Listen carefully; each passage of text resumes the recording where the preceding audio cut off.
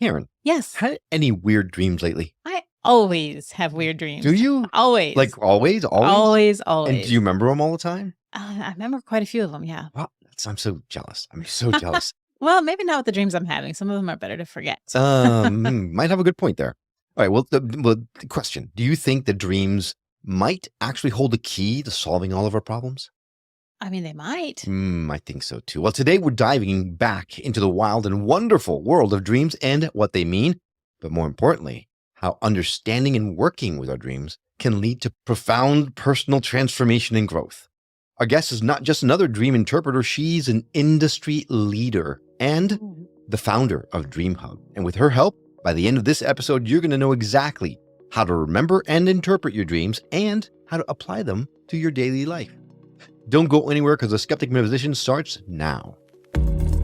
My name is Will. And I'm Karen. And unlike Mulder and Scully, we both want to believe. so we've embarked on a journey of discovery. We've talked to people deeply entrenched in the spiritual and metaphysical world. We've thrown ourselves into weird and wonderful experiences. I even joined a coven of witches. And wait, you joined a coven? Yep, all in the interest of finding something Anything. that will prove that there's something beyond this physical, three-dimensional world we all live in. This is the Skeptic Metaphysicians.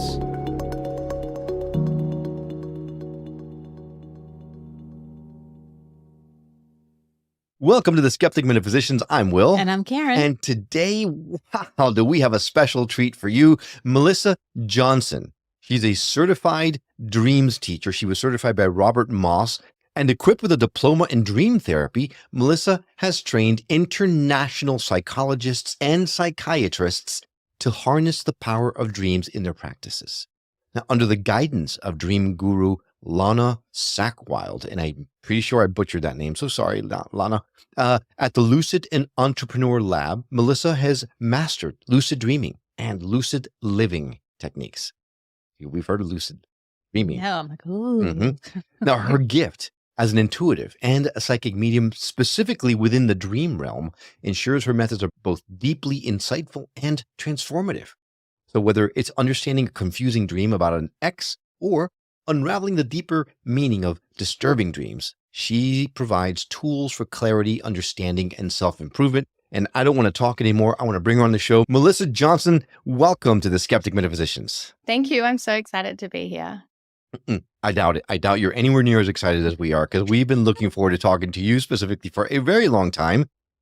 Dreams, man, what a wild, magical realm that they are. And we put out a call for some dreams from our audience, and we're going to talk to you about some of them. I'm going to read them to you, and hopefully you'll help these audience members actually figure out how or why they're having these dreams. But before we get there, I want to talk about dreams and dream interpretation.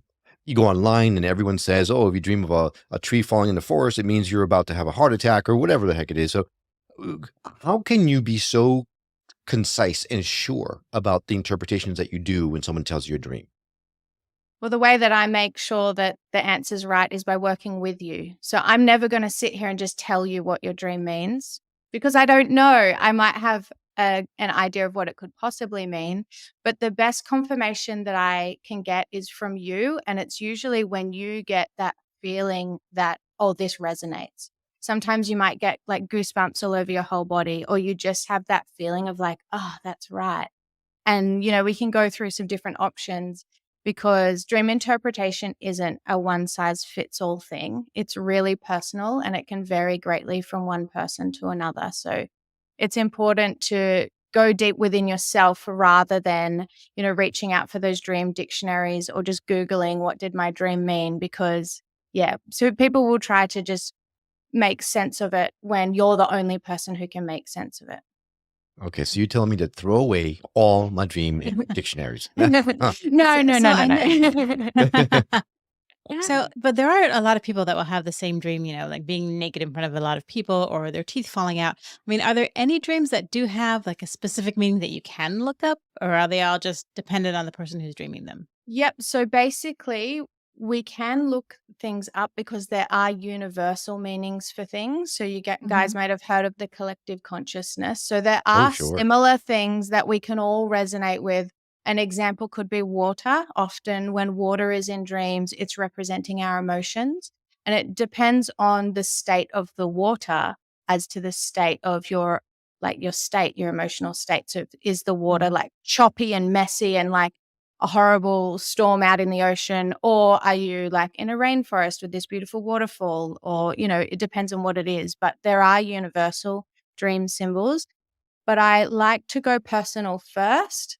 And if with personal association you can't figure out what the meaning might mean, then go to the dream dictionary and look up the universal symbols and then see if any of that resonates with you. Everyone knows dreams are really cool, really super cool. But what made you go into this as a career? Like, what made you like sit up one day and go, you know what? I'm gonna dive into dreams and help people interpret them. Sure. So I had like a big catalyst moment. I suppose I had really bad mental health, like a lot of my life growing up, and I was seeing psychologists all the time, psychiatrists, heavily medicated, and I just didn't really have, like, I didn't know why I wasn't happy. And then when I got pregnant, I started getting really strong dreams coming through. Pregnancy can amplify dreams a lot because, well, there's a lot of different reasons why, hormones, and, you can't just take a sleeping tablet and try to block it out and like all these things. When I started getting really crazy nightmares through that, I couldn't deal. Like, I was waking up bawling my eyes out. I didn't understand what they meant. So I started researching them. And then I discovered lucid dreaming. And that's what got me into it to start with, because I was able to become aware in a dream, turn and face the nightmare, and overcome the challenge and wake up feeling incredible. And from being able to do that, it just shifted my whole perspective of reality and consciousness and what's within us. And we're making our own lives harder than we should be. Like, it's a lot of internal struggle.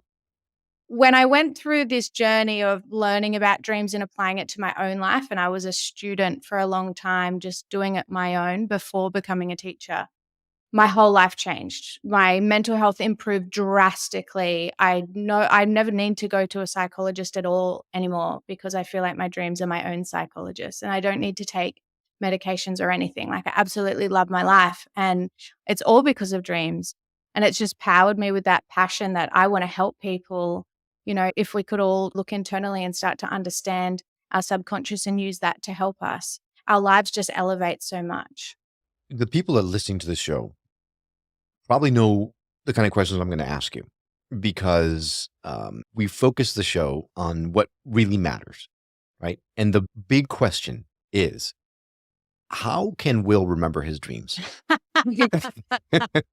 Oh my gosh. Like the minute he wakes up, he's like, oh, God, I had this crazy dream. I'm like, what was it about? And he's like, I don't know, but I know it was crazy. That's the hardest all thing. the time. The hardest. I know. But how do you know it was crazy? I know. I wake up and I feel like, oh my God, that was the weirdest dream. And I start to say it, and it's just like this wisp of smoke that just goes and like flitters away.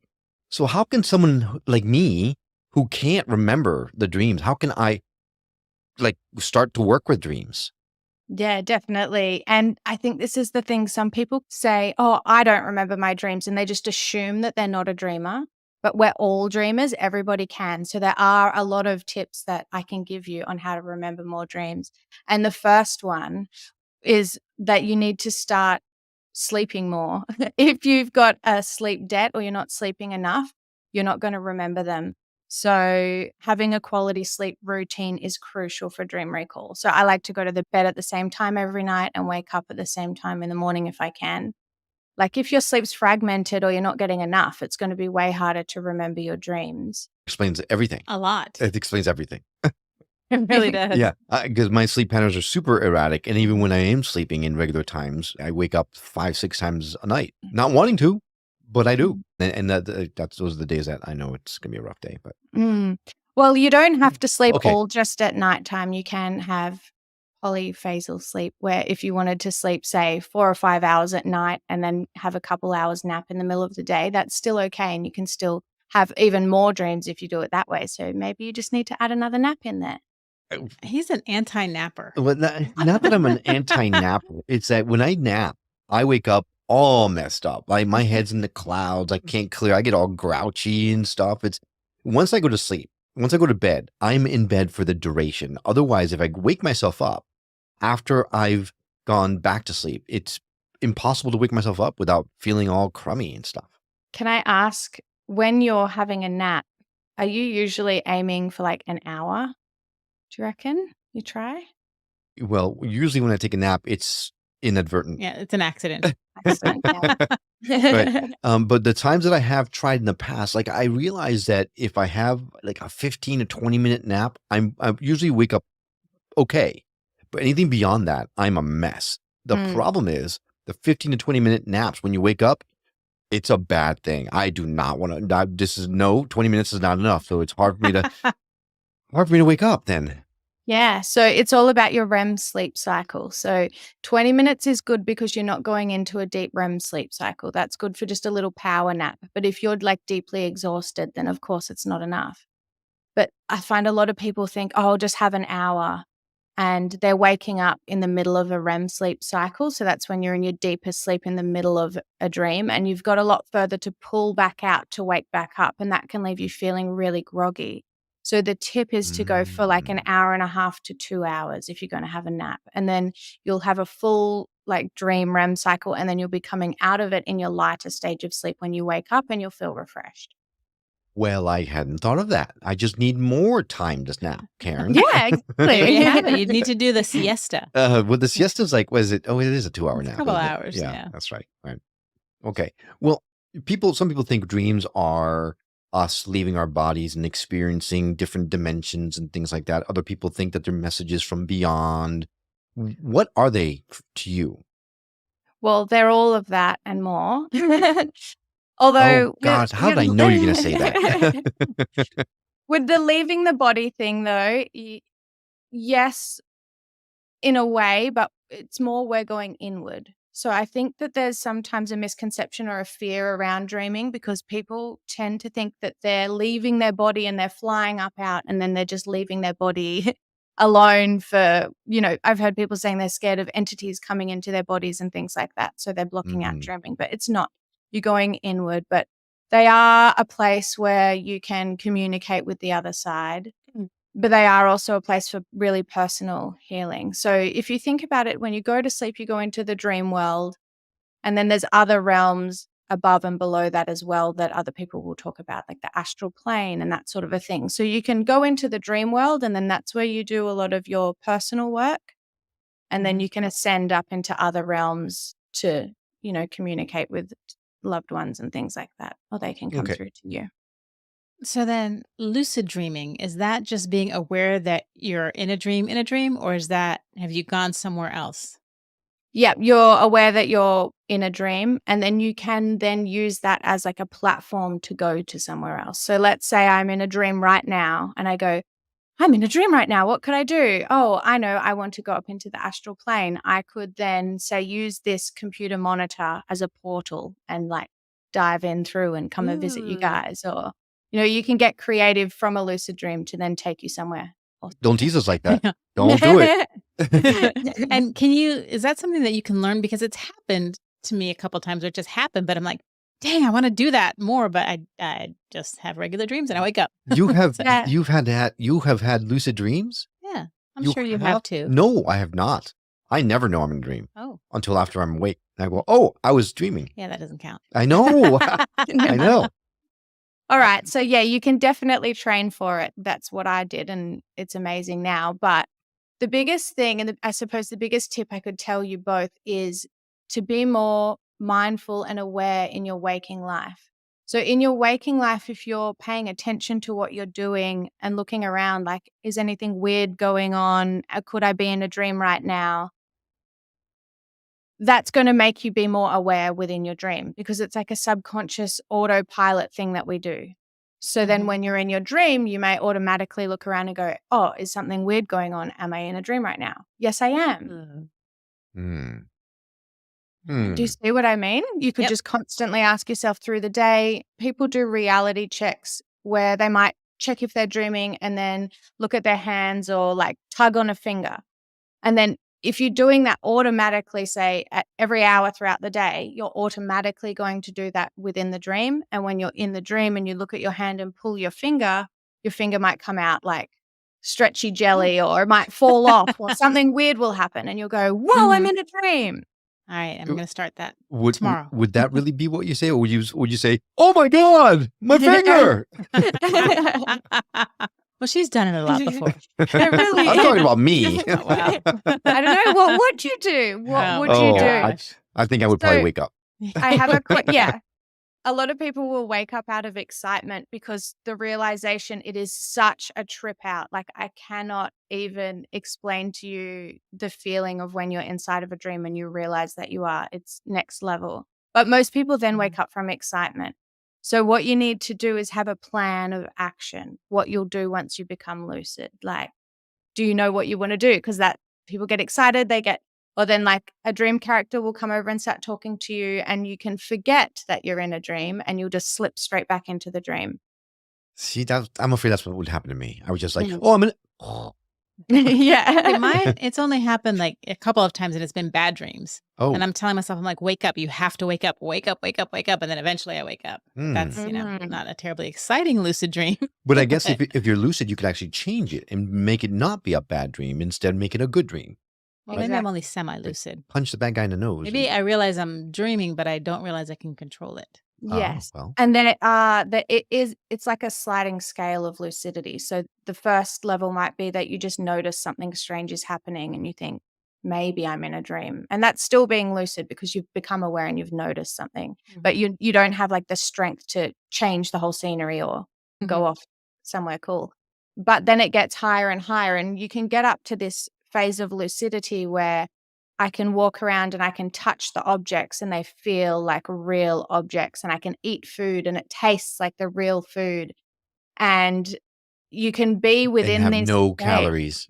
No calories. I'm celiac. I can't have gluten. And in my dreams, I tell you I eat so much gluten. It is amazing that then in my waking life, I'm not even jealous of the bakeries. Like, I'm like, whatever, I Oh my had better gosh. last night. Mhm. Ice cream factories, watch out, because here comes Will. Oh, Stop wow. talking about your dreams, Will. Oh, sorry. I just love. Yeah. So do you lucid or dream? Do you dream lucidly or do you lucid dream every night? No, I wish I could. Some people can, but no, it's something that I find for me personally, it happens when I'm doing my daily practices. So I have little things that I'll do to help me to become aware. So instead of just like, I don't really do the pull the finger, it's just the most common one that everybody does, but I will walk a perimeter of the room and just touch things and like feel the textures of things and try to bring my awareness into the room and do grounding. And then I will probably get lucid. Maybe I go through phases. See, in a good phase, I did 7 times in 1 month, and that's massive. You'll find on average lucid dreamers will dream lucidly about once per month. Some people once every 6 months. So Oh, wow. it's really different. Yeah. That would be the banner day. But I'm going to keep pulling my finger all show. Yeah. Oh, that puts a whole nother spin to pull my finger. Yeah. No. I was going to say careful. Yeah. No. Well, maybe I'll touch my. I don't know. I'll figure something out. But yeah. Oh my gosh, we have to take a quick break, but we have so much to go through. Like, we made a promise at the beginning of the show where we're going to help people understand how to interpret their own dreams and how to remember. We touched on a little bit on how to remember. We want to talk about how to interpret them, but I want to get to some of the audience dreams because I'm fascinated to hear what you have to say about them. But we'll get into that and so much more in the little time that we have left right after these messages. Stay by.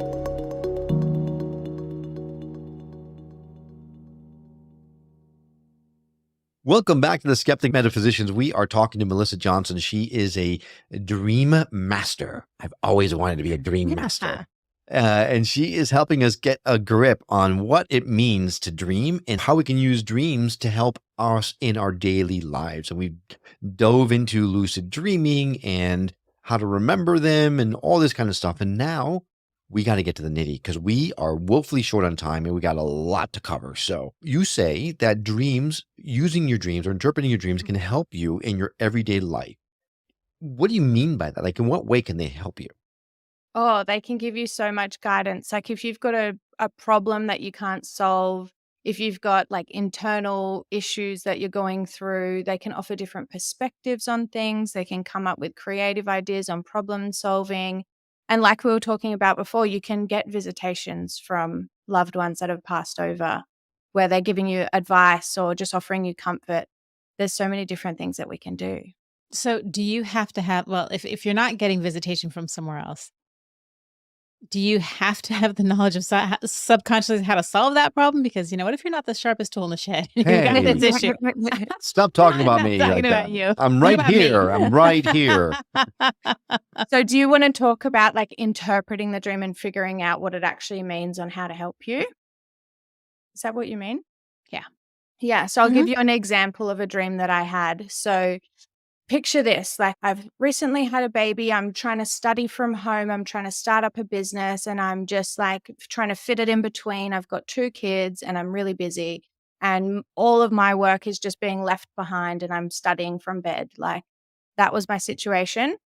And then the dream that I had, I was away from home. I was like at this workplace, but it was like a dorm room. Like I was away to study at like a college. And I walk and I'm in the room and I'm cleaning up and all my kids' stuff is there. And I'm thinking, why is my kids' stuff in my room when I'm away at this dorm? Anyway, I walk out and my ex-boyfriend's there with just some other random people. And they're like, come on, we're going to go film this TV show. And I'm there to produce a show and I'm the star of the show. And we're at the bottom of stairs and we're about to walk up the stairs. And that's the dream. Seems really random. But when I thought about what's my life problem, what are my personal associations with things? Well, I was away for study. I'm trying to work on my study. Then I'm thinking my kids' stuff's there. That didn't make sense to me. But when I look into the interpretation, it doesn't make sense to be trying to learn and study whilst you've got children in amongst, like distracting me, getting in the way. So that was telling me what the subject was about. My ex-boyfriend being there, it was funny because usually you'd think, oh, she's still hung up on him or whatever it is. But no, when I think about him, what's my personal associations with him? And it's work. We used to work in an office environment together for over 10 years. It was very structured, planned, scheduled, rigid. And then we're about to go upstairs to be a movie star or whatever. It was just showing like the ascension of my life of where it could go if I followed the guidance of the dream. The guidance was to use my associations with my ex-partner and separate, like using him as like rigid, scheduled, rostered. I needed to roster some time for my study, like as if a normal person would do in the outside world. But when you're a mom at home, you don't really think about that. And just removing my kids' things from the environment. So get away from home and make sure that the kids' things weren't in the house. So I went to my husband, told him about the dream. And of course, he's gone through the calendar, blocked out some time for me where he can have the kids. And he's built me my own office, all from one dream.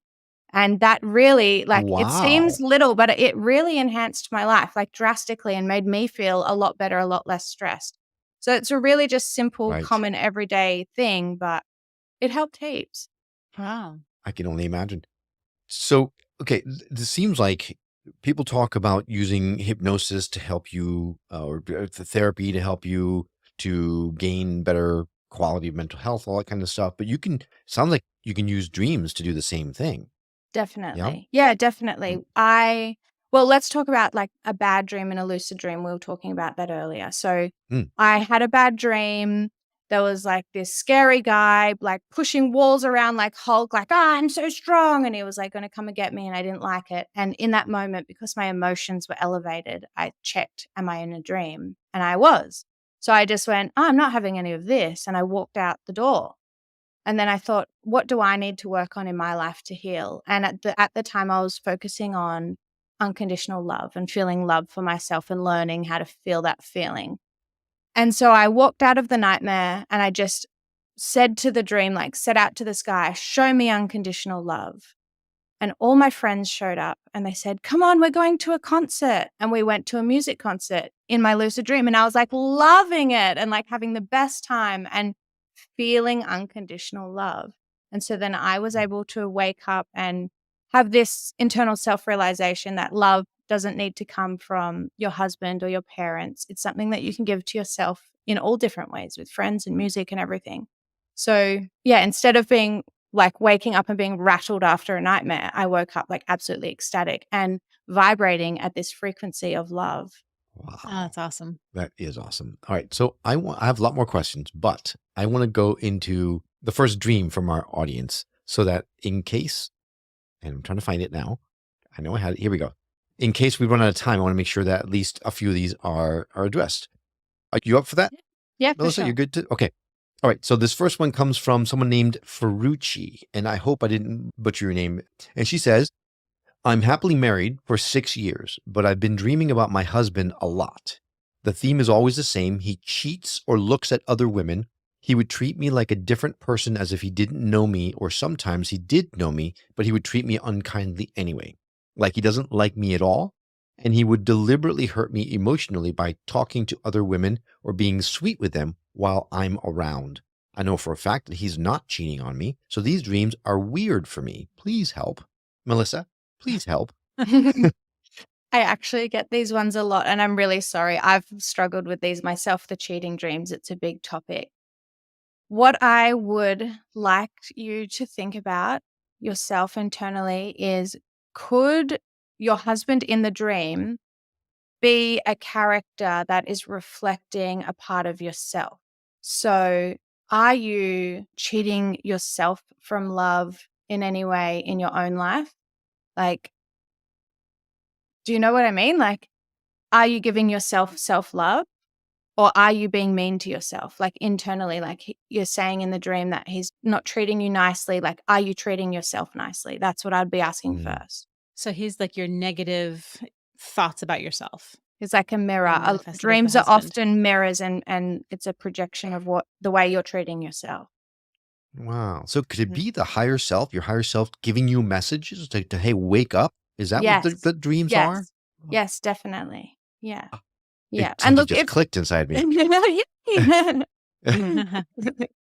Okay. Yeah. So then in essence, this is, since she loves her husband so much, to have him be the surrogate of her, it helps her to come to terms where someone that she loves so much, like herself, is actually treating her badly. She's treating herself badly because it's the person that she loves the most. So she doesn't feel like she deserves him for whatever reason. Ooh. So that's what she needs to figure out. Yeah. Right. See, there are so many layers, and you know how I said before, like, I can't tell you what your dream means. You're very right. It could be that as well. It could be a fear of cheating. Like, her parents might have cheated. Like, there could be all these different things. So we'd have to go through all of those and say which one resonates with you. Like, what do you think the dream means?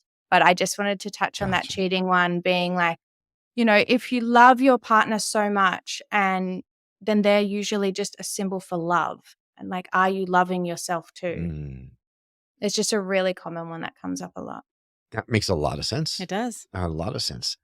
Okay, so before we get to the next dream, not everyone believes the things that you believe. Some people think that just a dream is your brain just processing the day while you're dreaming or whatever, and it doesn't mean anything. What do you tell people who say dream therapy is a bunch of bull? Well, I'd say it's not a bunch of bull, but the part that you were saying about sometimes dreams don't mean anything, that's also true. Sometimes they are just us processing the day. Like, the science behind dream work is that it's a blend of psychology and neuroscience and a spiritual aspect as well. So it's all of it. Why can't it all be true? It is. So, especially at the beginning of the night, it's usually our daily processing dreams where we're just consolidating what's happened and that sort of a thing. And then once we're cleansed out from all of that, you'll find most people will have spiritual, deep, higher self dreams around 3 a.m. and onwards, because we're like clear, ready for the spiritual stuff to come in. So yeah, it's all of it. And if you're still skeptic, like, just give it a go. Start paying attention to your dreams. As you go to sleep, think, I'm going to remember my dream and write it down, and I'm actually going to give this thing a go and see. You know how many times I said to myself, I'm going to remember my dreams, and next morning I wake up and go, nope, didn't do it. Well, Well, now you know you have to sleep more. Yeah, sleep more. Right. I've got something perfect for you, which I'll give you the link. I've made an ebook on how to remember more dreams, and it's free, and it explains why you should want to, and it's got like so many practical steps that you can give a go.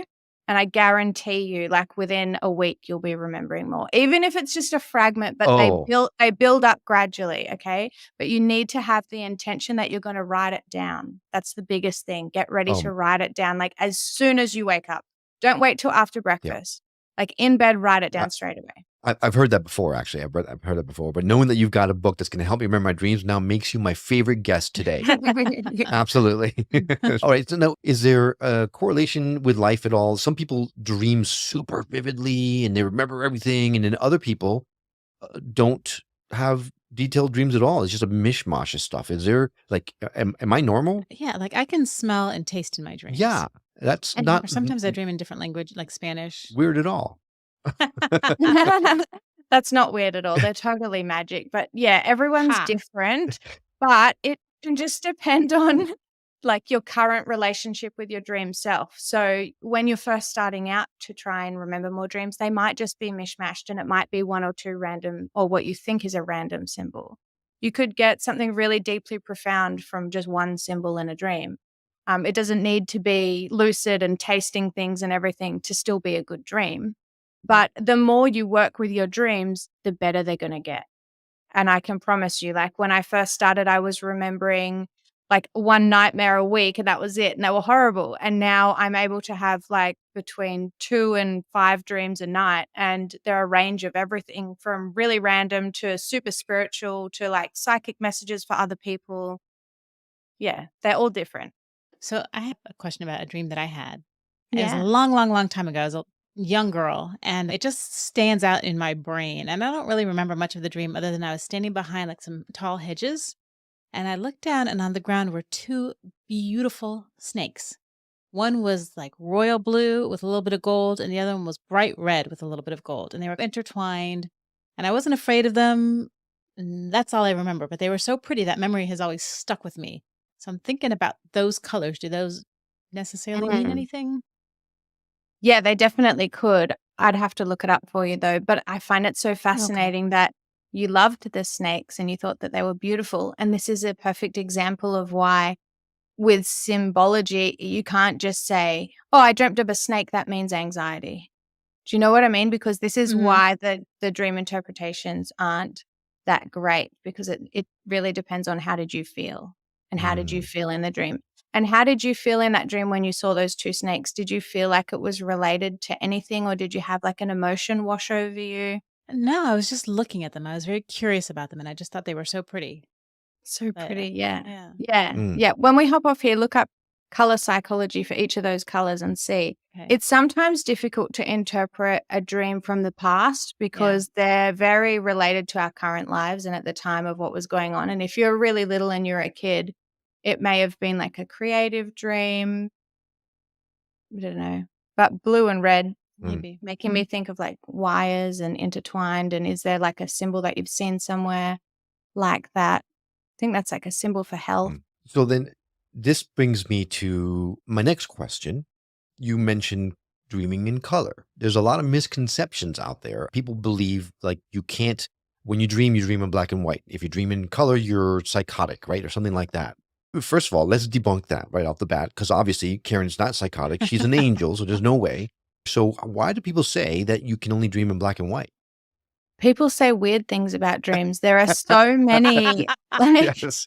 Yeah. there are so many dream myths that I hear and no, some people do dream in black and white. I never have. I think I don't know, but sometimes a black and white dream can be reflecting the past, like the olden days when everything was in black and white. So if you do Oh, have a yeah, like dream that's in those black and white, commercials. I'd be thinking yeah, it could be Yeah. like trying to tell you that this topic is over and done with. It should be in the past or it's revisiting something from the past. But no, most people do dream in color.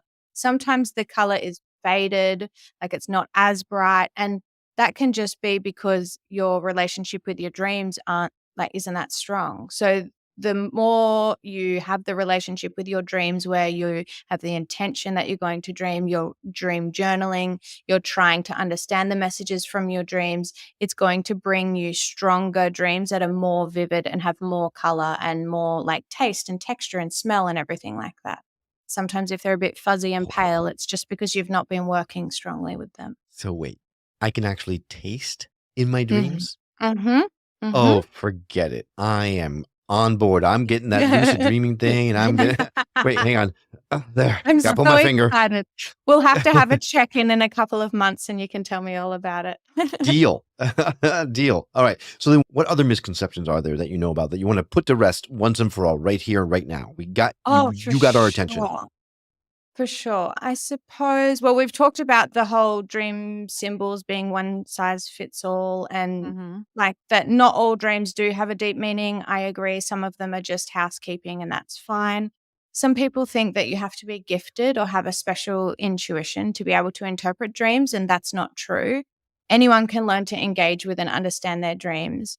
And I've actually got also an online lesson that you guys might like. It goes for about an hour, but it's got a downloadable workbook and I take you through step by step on how you can interpret your own dreams.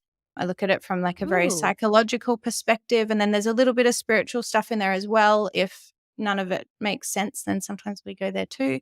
But I think a big misconception is that people think dream therapy is only for people that have problems or mental health issues. And that's not it at all. Like, it's beneficial for everyone. Like I was saying, it's like a tool for self-exploration and personal growth and even creativity.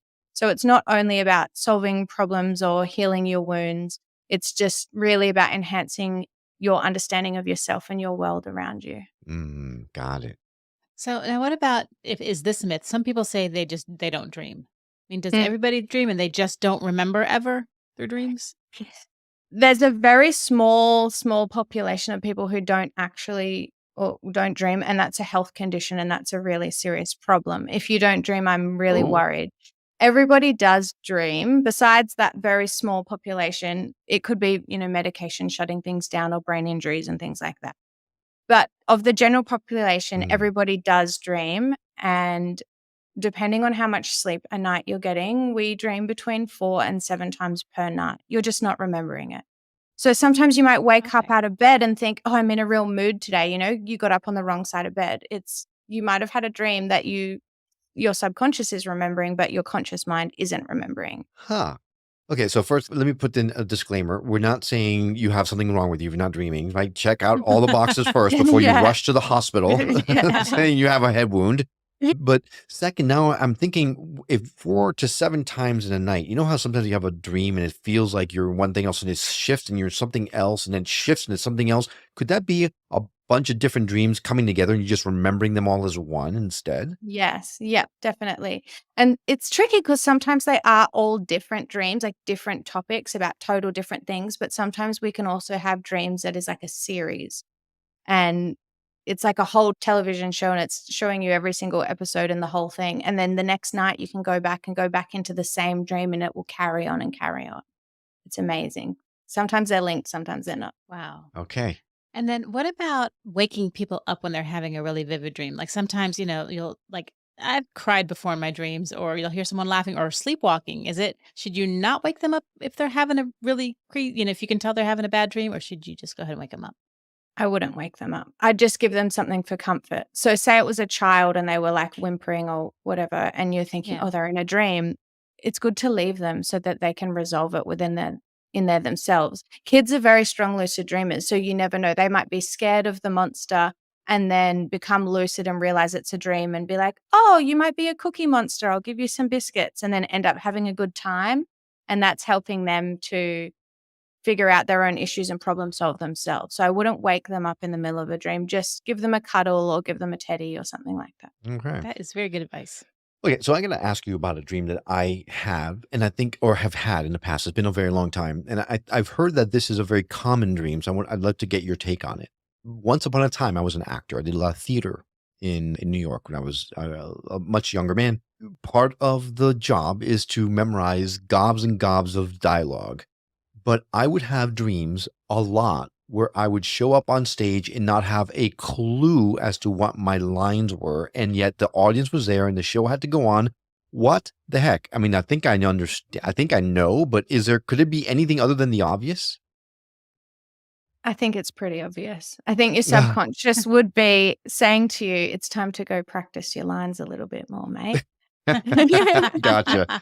But see what I mean? Like, it's a stressful dream and you think, oh, that was so stressful, but it's trying to help you to have a better Right. waking life. So it's saying, all right, you're not feeling fully confident in knowing your lines.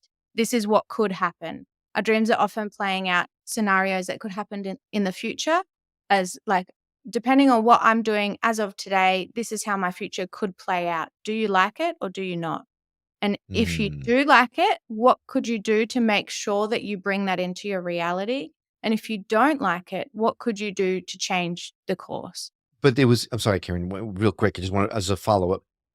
Sometimes the dream would be not just I'm not remembering my lines, but like, what the hell am I doing here? I don't know what Mm. I'm supposed to walk where. I don't remember my blocking. I don't know that I'm not, I've never practiced or rehearsed this play. Why am I here?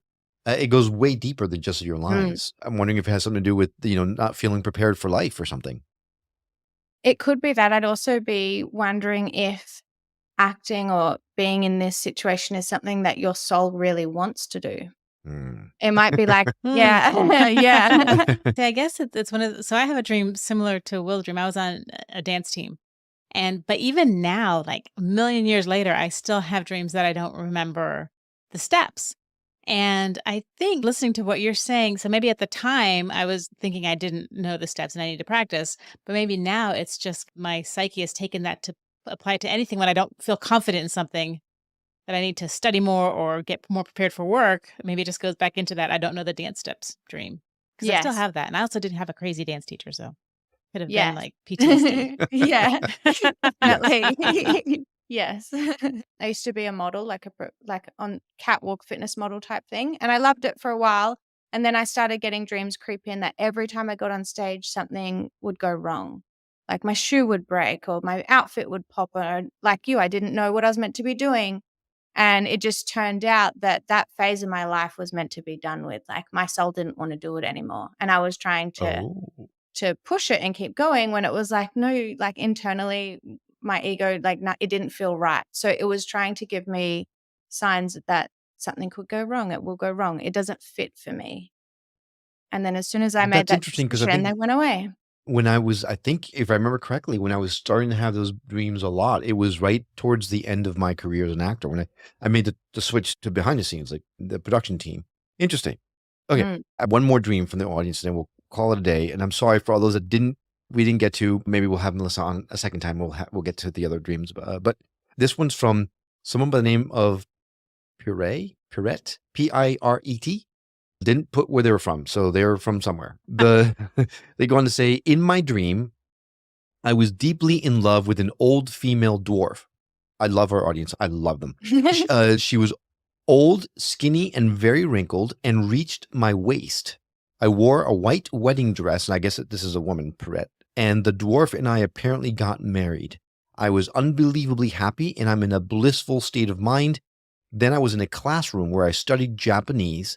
From the classroom, I got transferred to a typical corporate conference room where there was a dignified and completely rational and objective conversation about love. I did not find out the conclusion of the conversation because I woke up. Can you make heads or tails of that? Very interesting.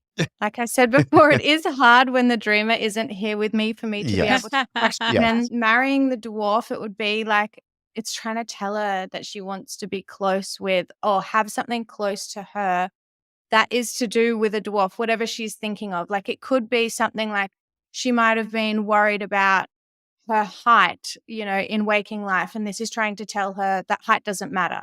It could be, I don't know, there's so many different things it could be. It depends on what her associations were with that. It's Mm.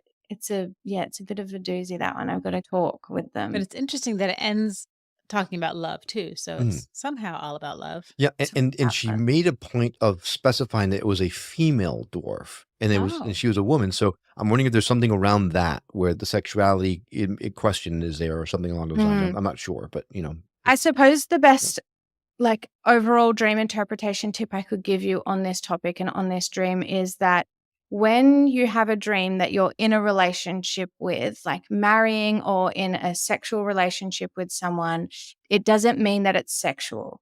So say you I guess in this dream, she's with a female dwarf, and in waking life, she's straight, and she wouldn't go that way. but the dream is trying to say like that you want to somehow bring the aspect of whatever's going on there into you and be close to you. So you might, as an example, you might get close with someone at work, a colleague, and then have a sex dream about them. But it doesn't mean that you want to have sex with them. It might be that you've just been working together all week very closely, and that's just how our minds associate things, or you've got a new friend and you really like them, so then you have a dream you're marrying them. You just want to try to pick what is it about that person in the dream that you want to get close to. Is it their personality? Is it, the energy that they bring when they walk into a room? Is that what you love about them? And then you have a dream that you're sleeping with them. Well, then you need to try to bring that energy within yourself so that you show up like that. It's just trying to say, I want this close to me. Oh my gosh, so much more to talk about. And I just read ahead at the one more dream. This one's super interesting. Well, last Go one. on. Go on, throw it at me. Okay. It said, I dreamt that I was in a classroom. And Wait, who's this from? Oh, H-A. Ha. So, here's your dream. Let's see what this says. I dreamt that I was in my classroom and that my teacher was out and there was a substitute teacher instead. For some reason, the sub looked like a literal goblin. And it goes on to say, give you an idea of what it looked like. It looked like Green Goblin from Spider-Man. Anyways, we were sitting at our desks and the sub teacher said that we will do an experiment and then hit a switch on the wall. And we all went, I guess we all caught on fire, except for the teacher and the goblin. Oh, I guess there's a teacher and a goblin. But it was like a bubble of not spreading fire around me. And each one of my classmates were in our own little separate bubbles of fire. I stood in the fire, listening to the teacher and the goblin laughing their heads off for a while, waiting to die. But I got impatient and stepped out of the fire because it was taking too long. And I went and I turned off the switch on the wall, and then everyone's fire bubbles went out. And they were so amazed for some reason that I looked at the ground and saw that the fire melted a lot of the people's skin off of them. Is that where it ends? That's it. He says, and then I woke up. I'd love to see some of these dreams on screen as movies, hey? Yeah. Definitely. Yeah. It seems to do a lot with life and death. So this dreamer may be contemplating when am I going to die? How am I going to die? These big life problems that we think about as we're falling asleep. If you're thinking about this stuff as you fall asleep, it could manifest into something. But there's also multiple layers. So that might be like an underlying thought that the dreamer's having. And then there's something to do with they're in a school, there's a teacher. I'd be thinking, who are you learning from? Who are you consuming media from? And are they worried that this teacher's going to leave and then some goblin is taking place? What's the goblin got to do? Do they feel like that maybe they were learning off someone respectful and then now they've left and something else has come and set them on fire? Do you know what I mean? Sometimes you could be getting your news from a reputable source and then all of a sudden now you're watching the normal media and they're showing disasters everywhere and you feel like your life's going to end. And then you go, oh, hang on a minute. I can just flick the switch and turn this off. Right. There's a few deeper layers in there. Yeah. And I think that's where I was going to take a crack at it. That's what I would say. They were in the bowl of fire and all it took was for them to just step out of it. There's all this stuff happening in my life and they made a decision to just walk out and suddenly everything was fine. So well, they had no skin, a lot of them. Yes, that's true. So not totally fine. That's true. They were skinless, but fine. They were fine as skinless people. I don't know. But well, maybe also reminding you, when you pass over, you don't have any skin anymore either, do you? We don't have Bingo. a body. Oh. There you so go. it's at the end of the day, it doesn't even matter. Yeah, so that dream could be guidance. They might be feeling like they're still in the fire at the moment and they might be struggling in their life thinking, oh, when is this going to end? I'm just waiting to die here. It could even be relating to their job or something. And it's just get out. And maybe the higher self is coming in saying, all you have to do is step out of the bubble. Yes. Yeah. Yes. That's what I'm thinking. Yeah, that's awesome. That's awesome. Okay. Thank you for answering or interpreting all these dreams. We're going to have you back because we got a whole slew other ones that I'm now really curious. So maybe I'll take a crack at them first and see. Oh, gosh. Oh, no. Don't do that. It's poor people. Don't I listen know. to Will out there. No, they know better. They know better. Oh my God. I'm just picturing this. A solo podcast. Taking a crack at these dreams. That's terrible. Well, maybe that could be a recurring thing. Once a week, it'll be me reading people's dreams and interpreting them for them Oh terribly. my God. That's going to be someone's Look. nightmare. Please do my online lesson before you attempt that. Use the workbook. Okay. All right. Some Okay, of well, your then own speak. dreams. Get your own Yeah. dreams Right, together okay, so- first and then give that a crack. Yeah, I'd be afraid to share some of my dreams. But okay, since you touched on it, how if someone wants to access your lesson or the book that will help them start down that road, what's the best way for someone to get a hold of you for that? Yeah, sure. So my website is dreamhub.au. You can get it there. You can contact me on Instagram as well. It's dream_hub, or email me personally, insights@dreamhub.au. If you're listening now, you love podcasts, you're starting to figure out that you love dreams, then come and check out my podcast. It's called the Dream Hub Podcast. It's pretty easy to find. And yeah, I hope you love it. I'm sure they will. I am a subscriber and I can't wait to dive even further into it. I can't thank you enough, Melissa. This has been a wonderfully stimulating conversation. I think I know a lot less about dreams now than I did at the beginning because they're so much more complex than I ever expected. So thank you for opening my eyes for sure. They really are. You're welcome. No worries. Thanks for having me. I loved it. Yeah. We did too. So did we, yeah. All right, well, if you want to reach out to Melissa Johnson, we're going to go ahead and add her direct links to our show notes. All you need to do is go to skepticmetaphysician.com and you'll find that link laid out there directly for you. So it's an easy reach. And if you do, please tell her we said hello. And a huge thank you to you. We hope you've enjoyed this conversation as much as we have. If you did and you feel called to give back, we invite you to visit our website at skepticmetaphysician.com, where you can donate to the show or subscribe as a member through our Buy Me a Coffee campaign. Your support will go a long way towards allowing Karen and I to bring you these wonderful conversations and teachings in more and more robust ways. Well, that's all for now, but we'll see you on the next episode of The Skeptic Metaphysician. Until then, take care.